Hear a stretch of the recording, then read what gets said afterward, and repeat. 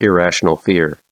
There's no such thing in a horror movie, which brings your fears to life. Fall does a fantastic job of creating a situation where even those with the strongest of wills will be thankful you're sitting and watching rather than being in the predicament the leads find themselves in. This is M.L. Miller Fright's Best in Horror Countdown 2021 through 2022. Counting down the best in horror films released from October 1st, 2021 through September 30th, 2022. According to me, M.L. Miller. Here we go. Number 15. Fall was released on August 12th, 2022. It's available to rent on Amazon Prime from Lionsgate. It's directed by Scott Mann and written by Jonathan Frank and Scott Mann. 47 Meters Down played on primal fears, taking two people, putting them in a horrifying predicament, and continuing to give them obstacles to maneuver through, losing hope the longer they were stuck there. I can imagine the producers meeting right now for Fall. Hey, Mr. Moneybags, producer, get this. Remember 47 Meters Down? What about, dramatic pause, 47 meters up? And then the producers, Bukkake, director, writer Scott Mann, and writer Jonathan Frank with tons of money. Seriously, almost plot point for plot point, Fall is a Bizarro Universe remake of 47 Meters Down. Instead of a shark cage stuck at the bottom of the ocean, Fall takes two thrill seekers and has them climb a radio tower and get stuck up there. Instead of being surrounded by hungry sharks, Fall has two adventurers surrounded by swooping vultures. Instead of being afraid of drowning, Fall plays with the fear of falling to your death. The thing is, 47 Meters Down proved to be an effective premise, and I ended up loving it by its unpredictable and shocking end. And you know what? Though the premise is a negative image of 47 Meters Down before it, Fall is just as lovable a movie. Scott Mann takes every chance he can get to remind the viewer that the fall from this radio tower is unbelievably perilous. Through extreme angles, up and down the tower, nerve-shredding POV shots, teeth-clenchingly wide-angle shots, and a whole bunch of obstacles to conquer, Fall is an arduous endurance test for anyone who's ever got a little vertigo from looking down from a high place. Mann and his co-writer, Jonathan Frank, knows how to tickle the pit of your stomach through sights and sounds and do it over and over again with Fall. I found it to be absolutely thrilling the minute they set one foot on the ladder to the tower to the very end. Loose bolts, swooping vultures, and utter exhaustion are some of the hurdles faced by its two leads, Becky, played by Shazam in Annabelle Creations' Grace Caroline Curry, and Hunter, played by Halloween 2018 and Runaways' Virginia Gardner. The film is basically focused on these two for the entire time. Both are likable, with Becky playing the more sensible of the two, who lost her husband during a climbing accident that occurs in the opening sequence. Hunter seeks out a life of high-risk adventure to please her thousands of followers on her YouTube channel. Yes, there's a lot of relationship drama between these two long-term friends, and things do slow down a bit in order to address that, but it manages to inject a little conflict and emotion into the plot. You can't just have them screaming and crying at the top of the world's tallest radio tower the whole time, can you? Fall even packs some pretty potent surprises in its latter half. Though it's rated PG-13, things get surprisingly gnarly by the time the climax comes around. I'm kind of impressed this film goes the places it does. As for a film geared to get butts in the seats, it takes some ballsy narrative risks. Fall is a bit overlong, clocking in at an hour and 45 minutes. I think 15 minutes could have been shaved off, and it would have been the perfect digestible summer thriller.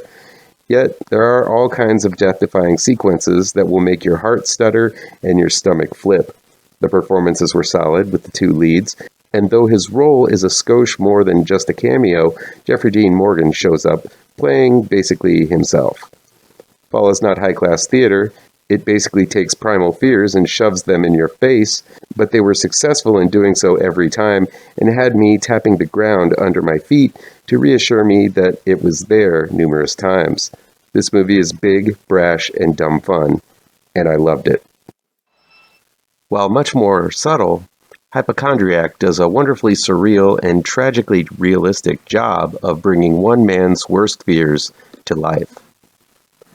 Hypochondriac was released on July 29th, 2022. It's available to rent on Amazon Prime from XYZ Films. It's directed and written by Addison Heimann. Will, played by Zach Villa, works for a high-end pottery business, and in the opening moments when his coworker is having a panic attack, he shows he knows a thing or two about mental health by calming her down. Turns out Will's mother, played by Marlene Forte, suffered from a nonspecific mental illness, most likely schizophrenia, and attempted to kill him when he was a child. Not long after, his mother was put into an institution, never to be seen again by Will and his aloof and distracted father, played by Chris Dubeck. Now 30 years old, Will finds himself in a newish relationship with a cool guy named Luke, played by Devin Gray, who would like to take things to a more serious level. Unfortunately, a phone call from his long-lost mother triggers a mental breakdown in Will. He begins feeling phantom pains in his arms. He suffers from blackouts. And worse yet, he keeps seeing a terrifying man in a wolf costume who torments his waking and sleeping hours.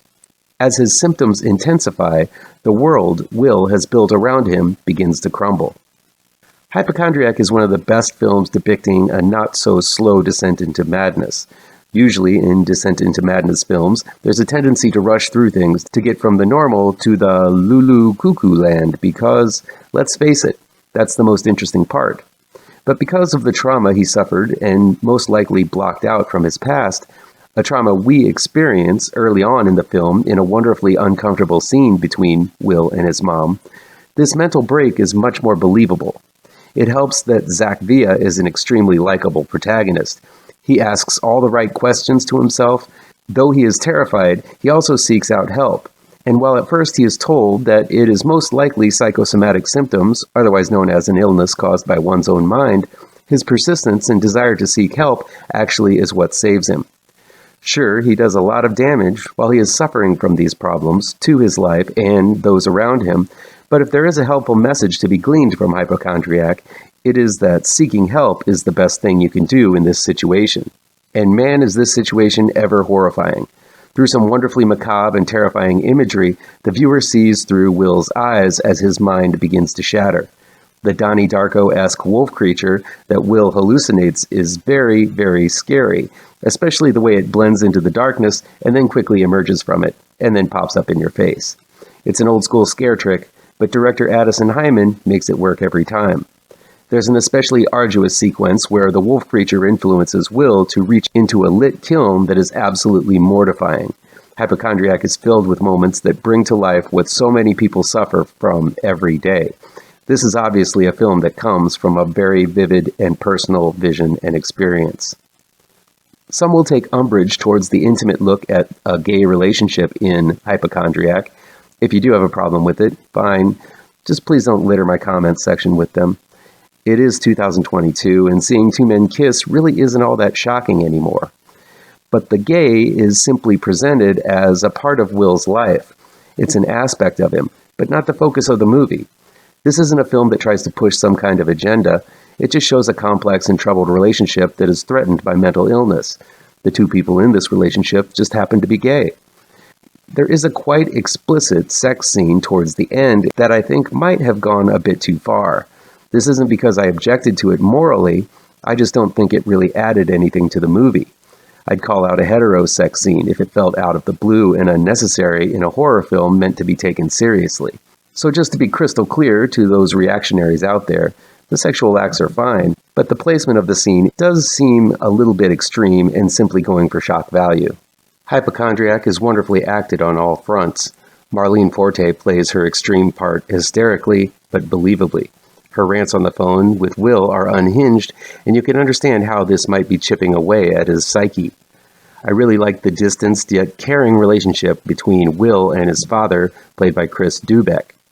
Dubeck might seem calloused and aloof, but it seems that years of dealing with mental illness in his family has made him that way, and he knows exactly what to say to provide some tough love to Will in his time of need, even though it might seem cold at first.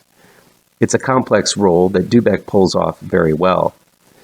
If there's a true innocent victim in all this, it is Devon Gray's Luke, who simply wants to love Will, but he conveys a person who is coping with the decision to stay with a person falling apart or simply leave.